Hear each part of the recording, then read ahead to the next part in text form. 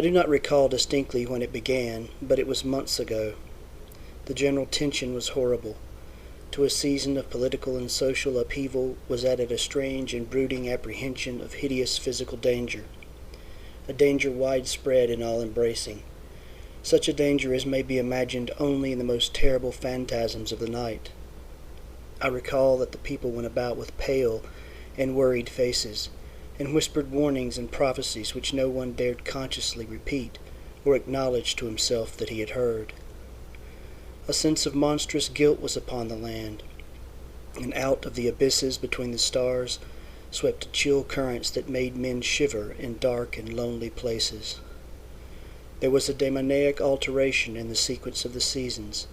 The autumn heat lingered fearsomely, and everyone felt that the world, and perhaps the universe, had passed from the control of known gods or forces to that of gods or forces which were unknown. And it was then that Nyarlathotep came out of Egypt. Who he was, none could tell, but he was of the old native blood and looked like a pharaoh. The fellaheen knelt when they saw him, yet could not say why. He said he had risen up out of the blackness of 27 centuries, and that he had heard messages from places not on this planet. Into the lands of civilization came Nyarlathotep, swarthy, slender, and sinister, always buying strange instruments of glass and metal, and combining them into instruments yet stranger. He spoke much of the sciences, of electricity and psychology, and gave exhibitions of power which sent his spectators away speechless, yet which swelled his fame to exceeding magnitude. Men advised one another to see Nyarlathotep, and shuddered, and where Nyarlathotep went, rest vanished, for the small hours were rent with the screams of nightmare. Never before had the screams of nightmare been such a public problem. Now the wise men almost wished they could forbid sleep in the small hours, that the shrieks of cities might less horribly disturb the pale, pitying moon as it glimmered on green waters gliding under bridges and old steeples crumbling against a sickly sky. I remember when Nyarlathotep came to my city, the great, the old, the terrible city of unnumbered crimes.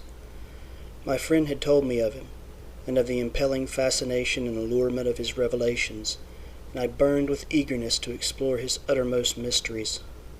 My friend said they were horrible and impressive beyond my most fevered imaginings, and what was thrown on a screen in the darkened room prophesied things none but Nyarlathotep dared prophesy, and in the sputter of his sparks there was taken from men that which had never been taken before, yet which shewed only in the eyes, and I heard it hinted abroad that those who knew Nyarlathotep looked on sights which others saw not. It was in the hot autumn that I went through the night with the restless crowds to see Nyarlathotep. Through the stifling night and up the endless stairs into the choking room. And shadowed on a screen I saw hooded forms amidst ruins, and yellow evil faces peering from behind fallen monuments. And I saw the world battling against blackness, against the waves of destruction from ultimate space, whirling, churning, struggling around the dimming, cooling sun.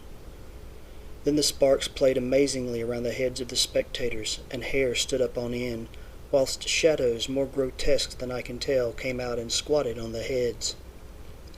And when I, who was colder and more scientific than the rest, mumbled a trembling protest about imposture and static electricity, Nyarlathotep drove us all out, down the dizzy stairs into the damp, hot, deserted midnight streets. I screamed aloud that I was not afraid, that I never could be afraid, and others screamed with me for solace. We swore to one another that the city was exactly the same, and still alive. And when the electric lights began to fade, we cursed the company over and over again, and laughed at the queer faces we made. I believe we felt something coming down from the greenish moon, for when we began to depend on its light, we drifted into curious involuntary marching formations, and seemed to know our destinations, though we dared not think of them. Once we looked at the pavement and found the blocks loose and displaced by grass, with scarce a line of rusted metal to shew where the tramways had run. And again we saw a tram car, lone, windowless, dilapidated, and almost on its side. When we gazed around the horizon, we could not find the third tower by the river, and noticed that the silhouette of the second tower was ragged at the top. Then we split up into narrow columns, each of which seemed drawn in a different direction. One disappeared in a narrow alley to the left, leaving only the echo of a shocking moan. Another filed down a weed-choked subway entrance, howling with a laughter that was mad. My own column was sucked toward the open country, and presently I felt a chill which was not of the hot autumn, for as we stalked out on the dark moor, we beheld around us the hellish moon-glitter of evil snows.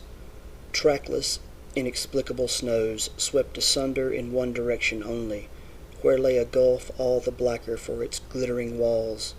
The column seemed very thin indeed as it plodded dreamily into the gulf. I lingered behind, for the black rift in the green-litten snow was frightful, and I thought I had heard the reverberations of a disquieting wail as my companions vanished. But my power to linger was slight. As if beckoned by those who had gone before, I half floated between the titanic snowdrifts, quivering and afraid into the sightless vortex of the unimaginable. Screamingly sentient, dumbly delirious, only the gods that were can tell. A sickened, sensitive shadow writhing in hands that are not hands, and whirled blindly past ghastly midnights of rotting creation, corpses of dead worlds with sores that were cities, charnel winds that brush the pallid stars and make them flicker low. Beyond the worlds, vague ghosts of monstrous things, half-seen columns of unsanctified temples that rest on nameless rocks beneath space, and reach up to dizzy vacua above the spheres of light and darkness. And through this revolting graveyard of the universe, the muffled, maddening beating of drums, and thin, monotonous whine of blasphemous flutes from inconceivable, unlighted chambers beyond time. The detestable pounding and piping, whereunto dance slowly, awkwardly, and absurdly the gigantic, tenebrous ultimate gods, the blind, voiceless, mindless gargoyles whose soul is Nyarlathotep. End of Nyarlathotep.